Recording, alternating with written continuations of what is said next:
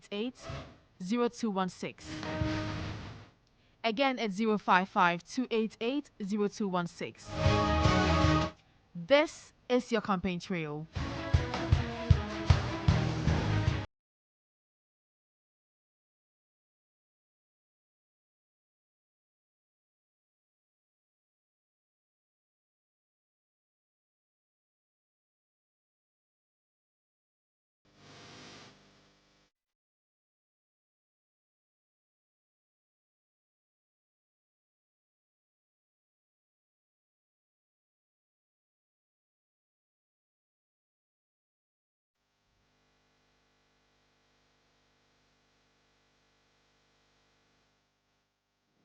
You're welcome once again to the campaign trail, and my guest is seated. Kofi, you're welcome to the studios.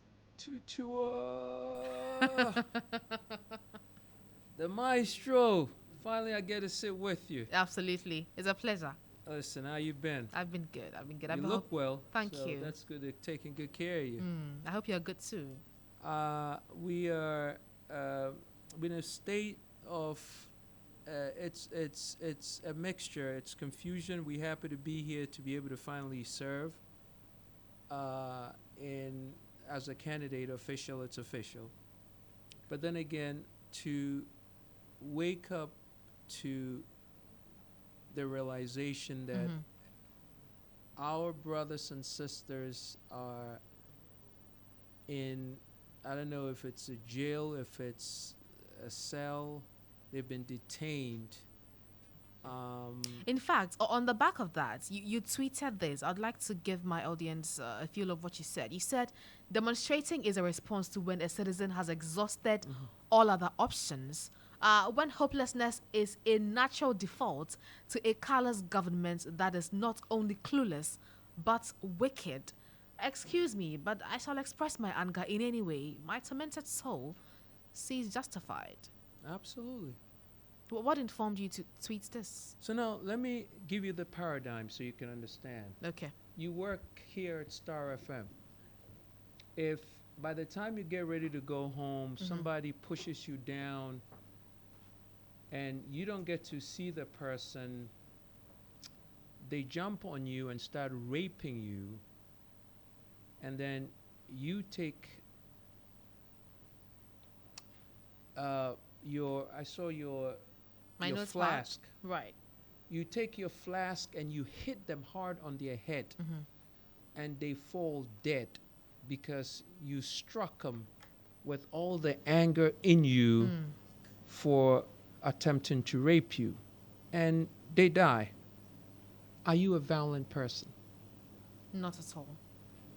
I believe in the confines of the law, it is explained as self-defense, right? Because someone violated you and you reacted. And the demonstrators are being violated just like we all are. They are killing us.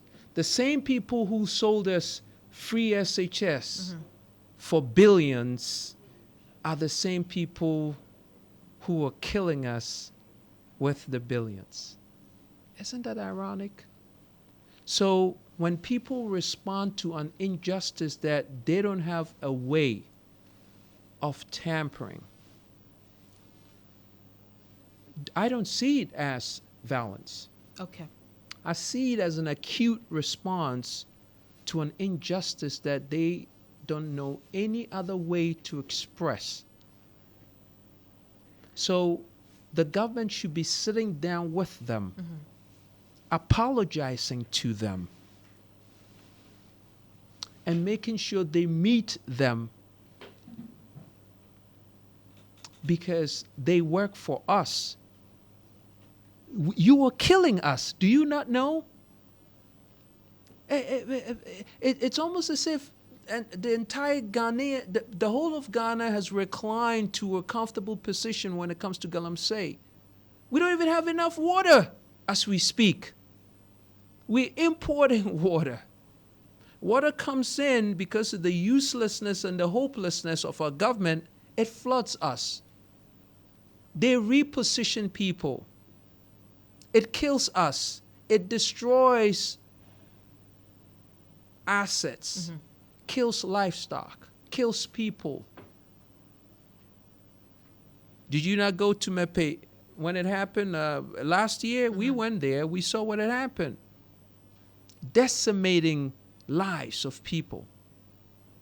And when people respond, as they should, as human beings, hey, because I have the law in my hand, I say, you have violated the law, so now I can arrest you.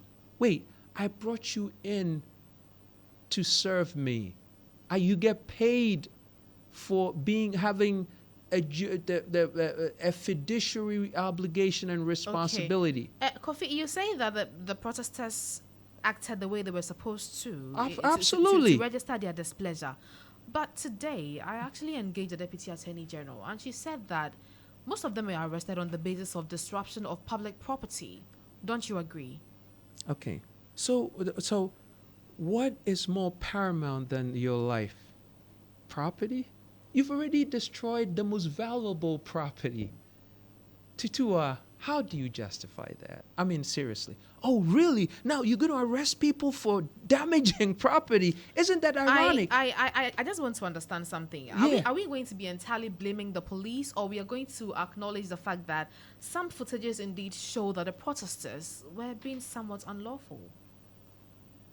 I don't understand. A week before this Stop the Galamsey demo, we saw a nationwide protest organized by the NDC, and it was barely marked with violence. What's that mean?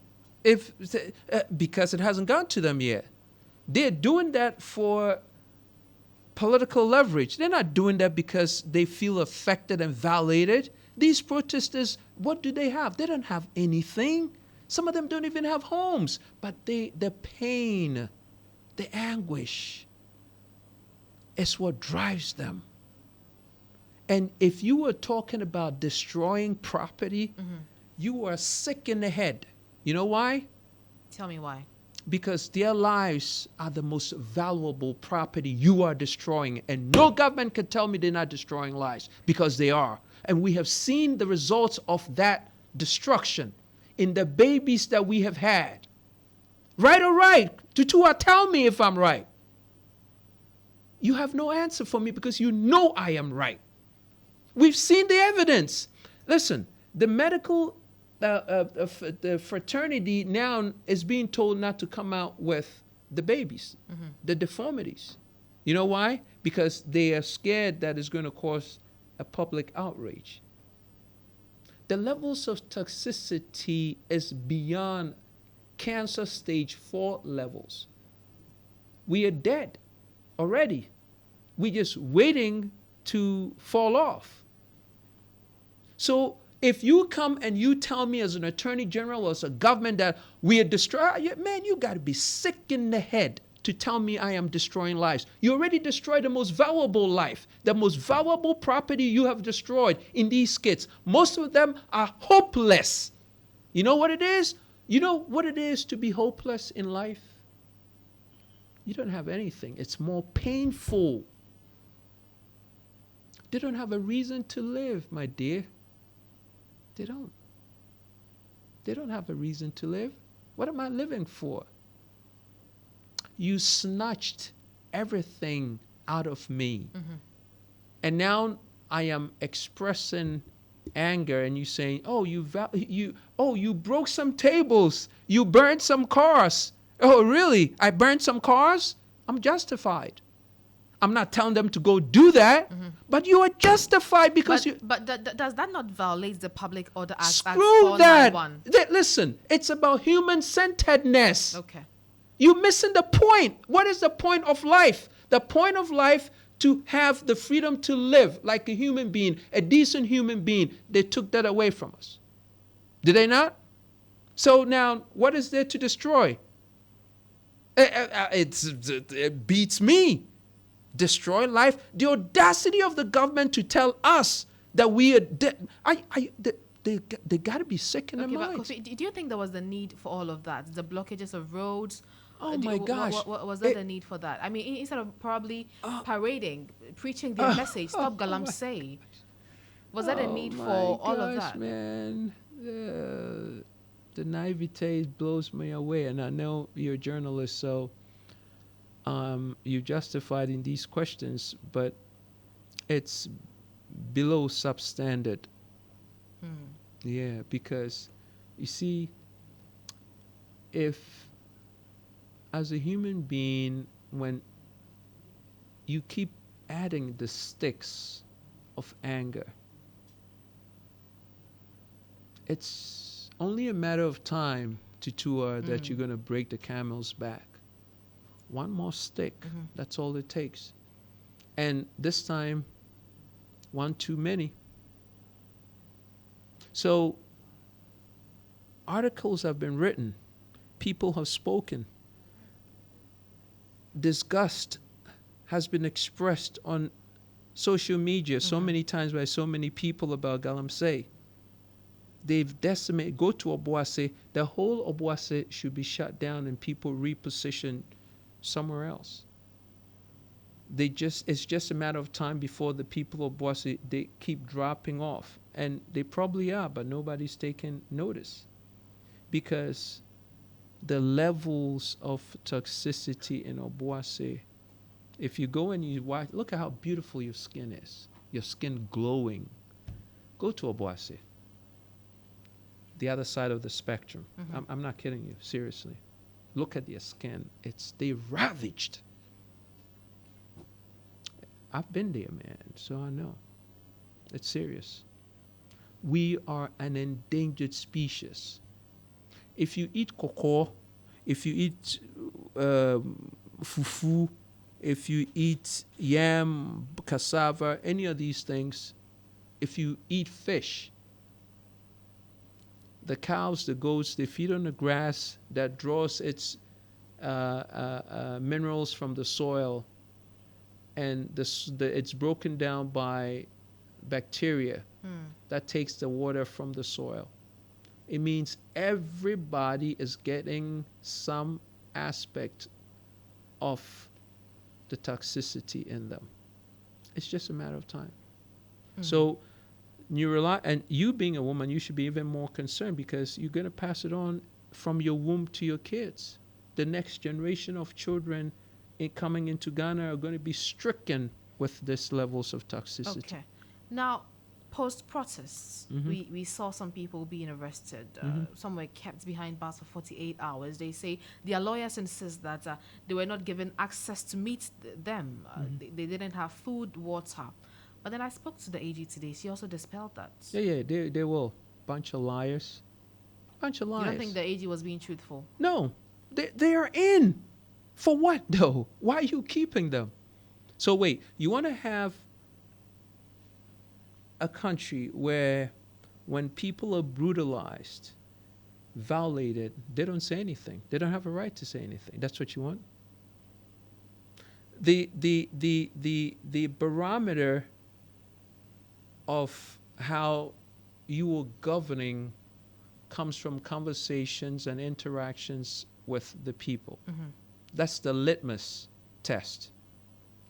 So the same people who are giving you an indication of how you're running your government, you don't want to hear from them, so you have locked them up. And you're saying, hey, listen, man, I can't take this, so, enough of this nonsense. Lock them up. How do you know how you're running? You see? So they should release all of them immediately. Okay. And they don't even have the right, the audacity. The whole Ghana should be outraged. The whole Ghana should be outraged. Because, listen, these folks went out there in their bravery to represent the whole of Ghana for something that's already affecting us. They're killing us. We are all an endangered species. We are dying. Okay. Kofi, I know you have justified so to speak, the violence from the protesters, saying that they had every right to express their displeasure in whatever way they wanted to. But we have seen this footage where a young man was en route to the 37 military hospital, and the entrance to the hospital was blocked. So then he approached one of the protesters who said that was that a fair comment, Kofi? It may not be a fair comment. It was that, or it may. No, no, no. Was it? But you see, but this is what I'm saying. You are operating from a perspective and of a position of your mind is not agitated. There is normalcy with your mind when you say those things. You see, I was just talking to Nana Yabre for a few hours ago in an interview, and I told her when the first plane struck World Trade Center, I was at City Hall, and we came out of the hall, and they said somebody had dropped a bomb on New York, because that's the message that we got. We came out, we standing there looking around, looking at smoke, and then all of a sudden the second plane came around. And then on the 110th floor, you could see people flying out of the window, jumping out on the 110th floor. Now, they jumped out because the intensity of the heat was unbearable. But jumping out to what? To splatter on the floor from 110 flights? But at that point, that's all they could think about. Okay. What's the justification of that jump? There isn't. You see? But at that point, the intensity was so unbearable, they jumped.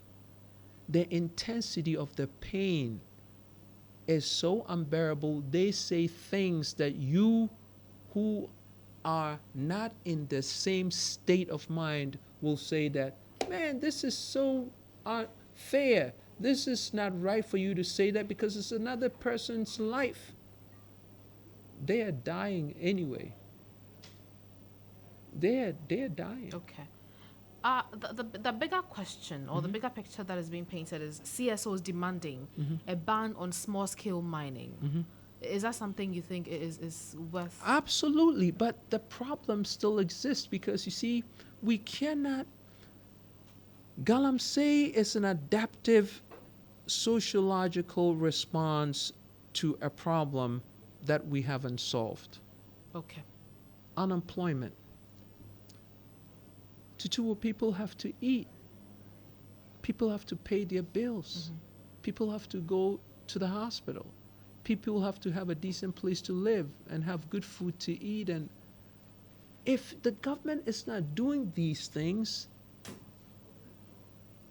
the pressures of life forces them to look at other ways that might not maybe be ethical or moral, but they have to do certain things.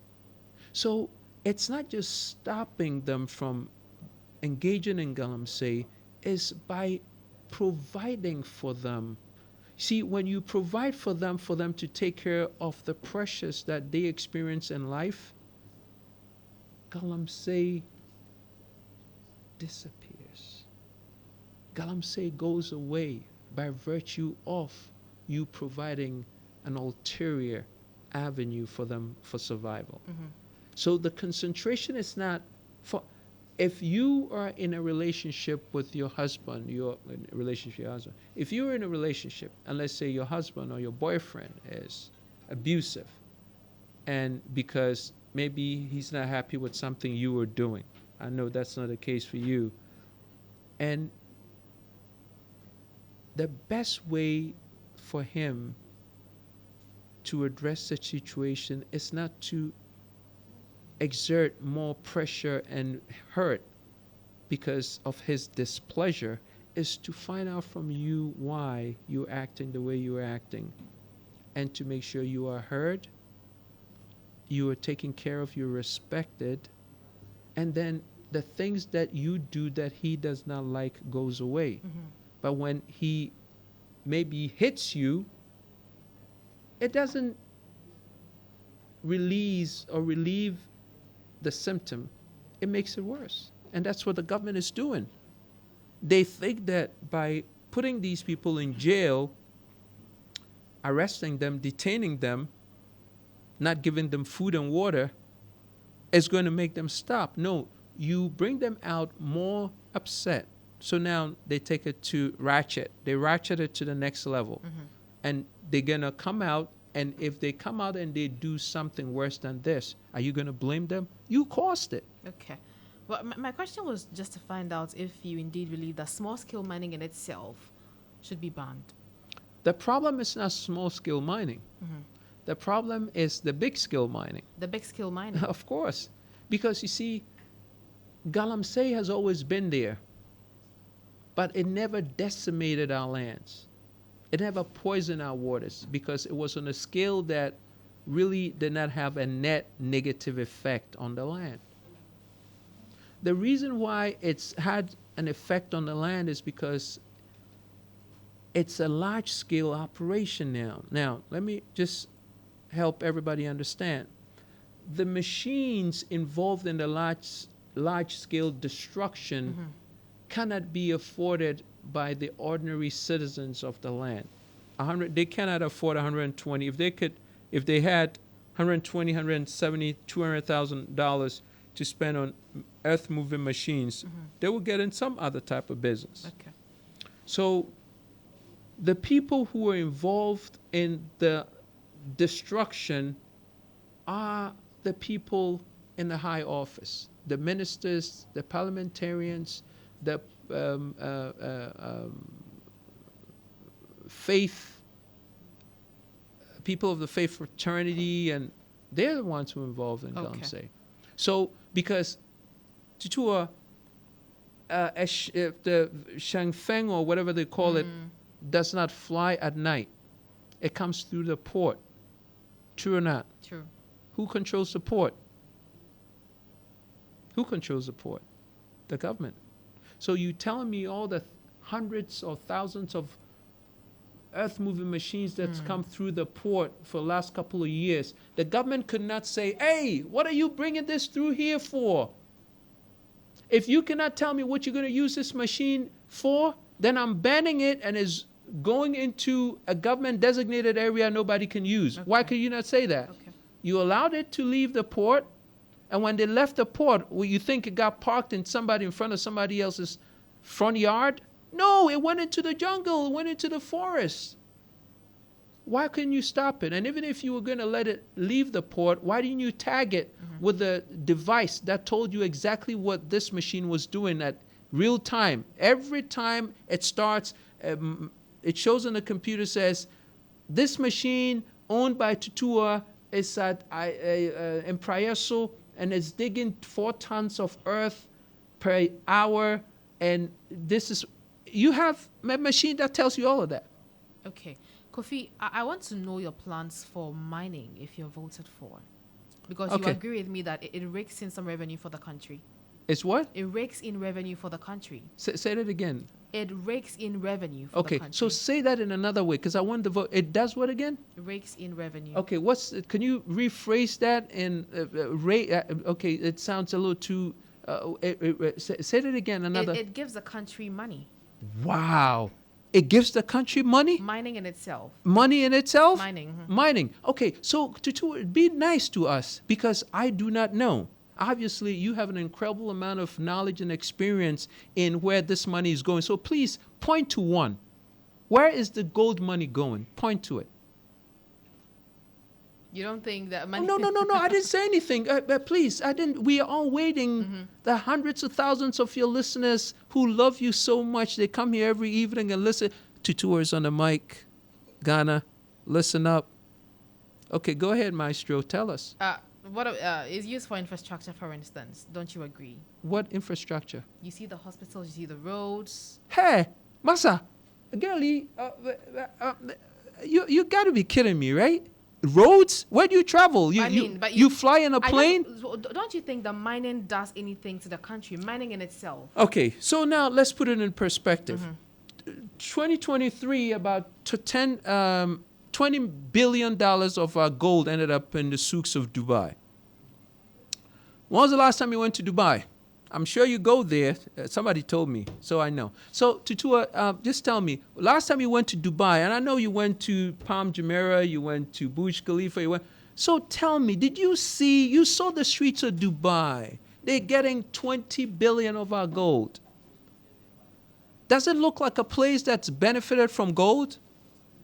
If you compare the streets of Dubai to the streets of Accra, Newtown,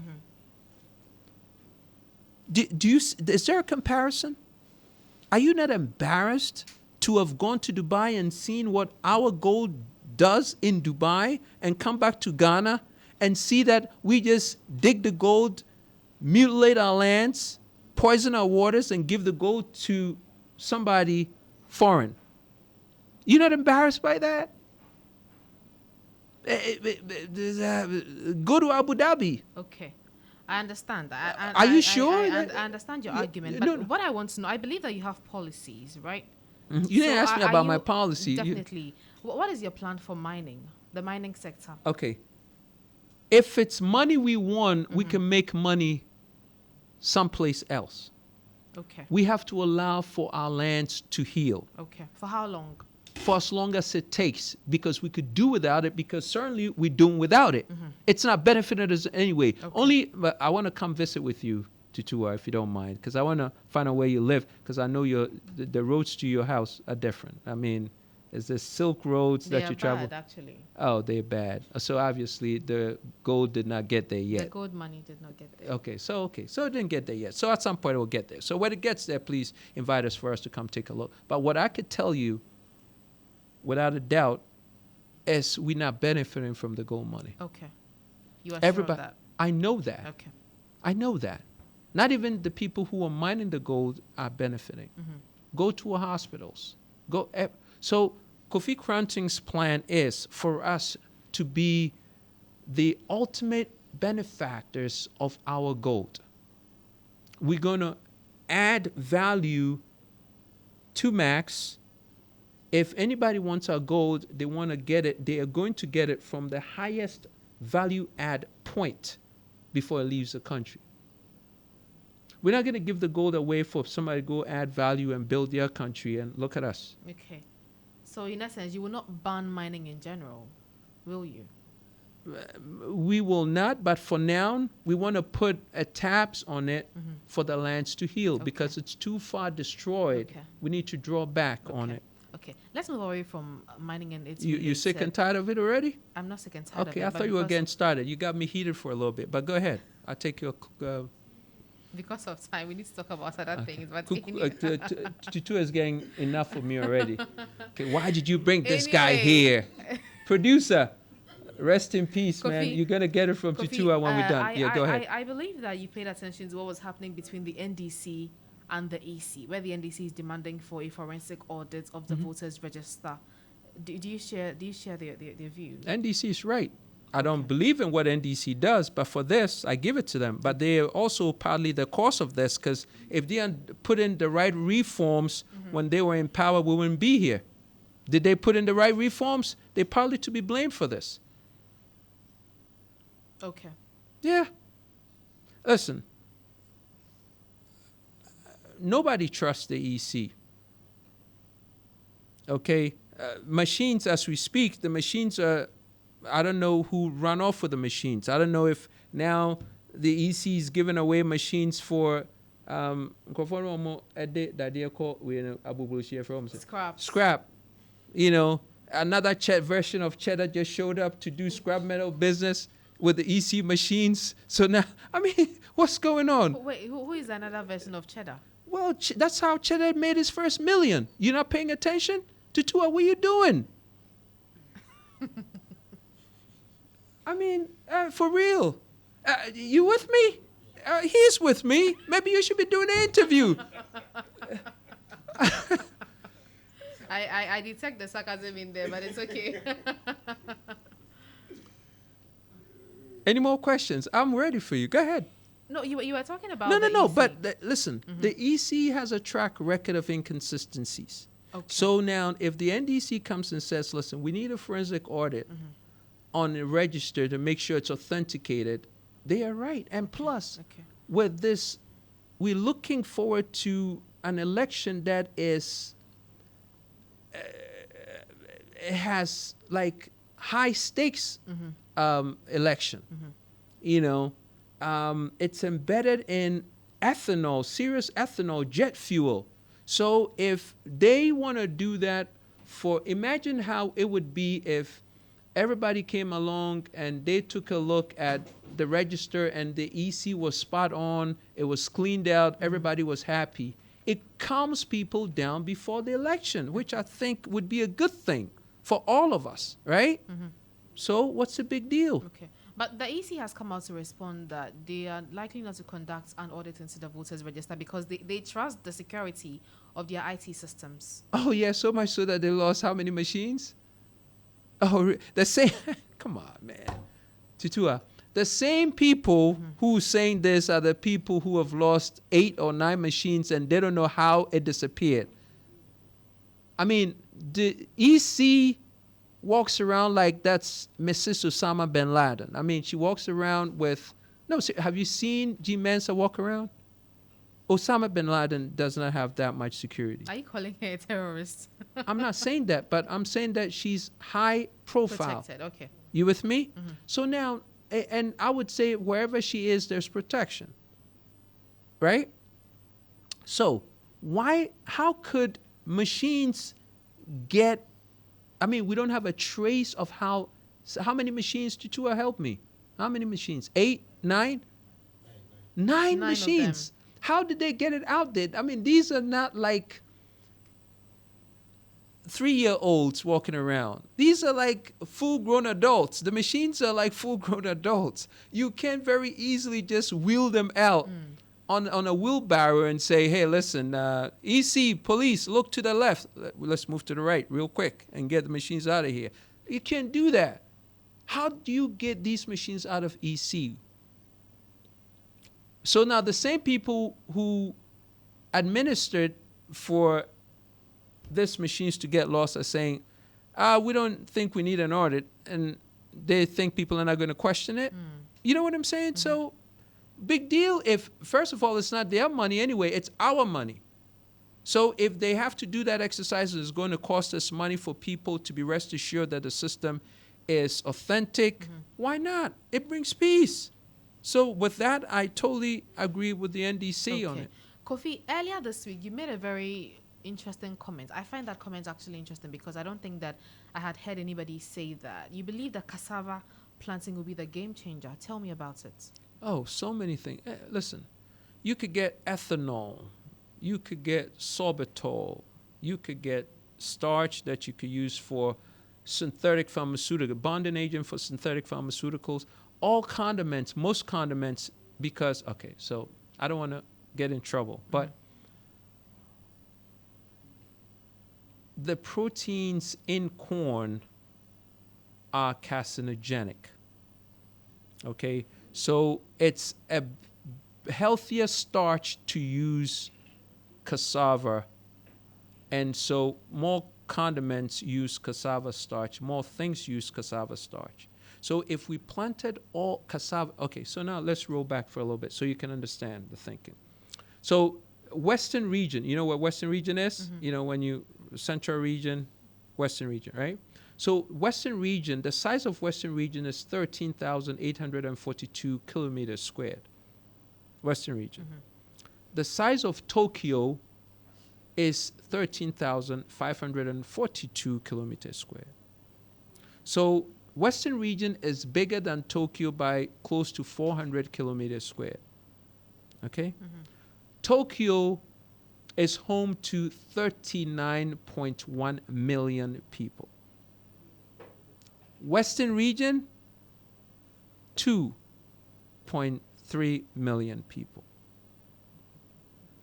My point is, in case you missed it, Ghana is 33 million. We could put the whole of Ghana in Western region. What happens to the rest of Ghana? Agriculture. Okay. If we planted cassava everywhere, now cassava is not a temperamental crop. It grows pretty much anywhere with medium water. We have the sun. You know what I'm saying? So we could grow cassava everywhere, harvest cassava, sell it to the rest of the world. The amount of money we will make will bring in more than enough foreign exchange reserves to do 3 things. Pay down our debt, which is how much now? How much is the debt? 740 billion cedis. Nobody talks about the debt except for me. You know why? They don't have a solution for the debt. They don't have a solution. Why wouldn't they talk about it? They don't have a solution. Okay, Kofi, I understand you now, but the NDC, for instance, is preaching 24-hour economy. Oh, gosh. The NPP is talking about a digital economy. Oh, What gosh. is the New Vision movement talking about? Cluelessness. That's not what we're talking. Cluelessness. No. That's not what we're talking about. We're saying that 24-hour economy and digital economy are from clueless perspectives. Let me tell you something so you can understand. The leaders we've had for the last 32 years think on a binary, single-plated level. Okay? I think on a qubits, multi-level spectrum. Okay? So the thinking is totally different. When you say a 24-hour economy, you need three things. Because unfortunately, my producer just alerted me that we are running out of time. We are. Okay. I want you to talk to me about your flagship policy. Okay. So, real quick, please don't get excited. We have what we call Kofi's mega threesome. Okay. Kofi's mega threesome. Yeah. Tutu, I haven't had this smile on your face since I've been here. I don't know why you are this excited. Carry on. Let's have some composure while I go through this. This is a life-saving conversation. Brother, please control your enthusiasm. Okay. So, as I said, Kofi's mega threesome. Number one, we're going to change the Constitution. Okay? Number two, we're going to eradicate corruption. Number three, we're going to institute a national development plan. If anyone who wants to be president does not talk about these three things and show Ghanaians how they can have it come into reality, Ghanaians should reject them because they don't know what they're talking about. You can never listen, everybody talks about how the building should look when it's built. Nobody talks about the foundation that they need to lay before they build the building. Only Kofi Koranteng does. Everybody comes with their lofty ideas. Oh, we're going to do this. Oh, we're going to do this. We're going to do... Really? Nobody talks about the foundation. If we don't change the foundation, what's the foundation? The Constitution. If you don't change the Constitution, pay attention, everybody, pay attention. If you don't change the Constitution, you can never change Ghana because the Constitution allows for illegality to be, okay, this is a fill in the gap. It allows for illegality to be legal. That is what you make of the current Constitution. No, that's what it is. That's what we lose $3 to $4 billion every year in Ghana, according to, not my saying, according to the Accountant General, correct? Have we caught anybody yet? Have we prosecuted anybody yet? Simple question, not the trick question. Have we? We have not. So how can we be definitive on the fact that we're losing 3 to 4 billion every year, but there are no arrests, no prosecutions? Okay, Kofi, unfortunately, we are out of time. Okay. We'd have to wrap up. So in about 30 seconds, tell Ghanaians why you think that the New Vision movement is a party that has to be voted for. Because if you take a look at everything Ghanaians are going through, we are science-based, data-driven, and human-centered. We have listened to Ghanaians since 2019, since we came. We couldn't make the impact we wanted to make because we were disqualified the last time. And when that happened, we took the time and went through all the 262 districts and spoke to Ghanaians. And now we have a prescription based on what they have told us about their needs. And we believe this prescription, which will be the 10 things that we talk about in a National Development Plan, which is housing, healthcare, employment, education, transportation, telecommunication, recreation, security, markets, and a functional central business district. These 10 things will be the pillars for the new development of Ghana. Okay. All right. Thank you very much. I've been engaging Kofi Koranteng. He's an independent presidential candidate with the New Vision movement. And that wraps up Start Today and, of course, wraps up Campaign Trail as well.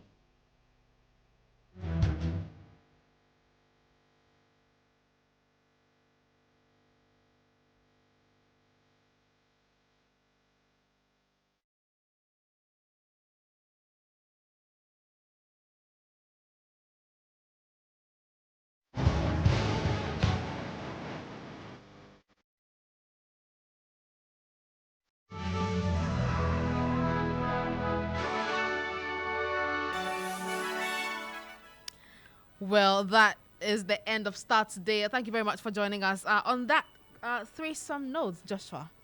Well, Vanessa, so it's been a wonderful run. Kofi's policies, Ghanaians have come to know. And the threesome policy, Kofi. One that you absolutely love. No, because anything that has to do with three people, and then, anyways, you know what? That's it. It's a Friday, and you know what they say on Fridays. You don't advise people on Fridays. Wait till Monday. Wait till Monday. For more news updates, log on to starfm.com.gh. I am Tua Danso. And I am Joshua Kujo Mensa. Do have a lovely weekend.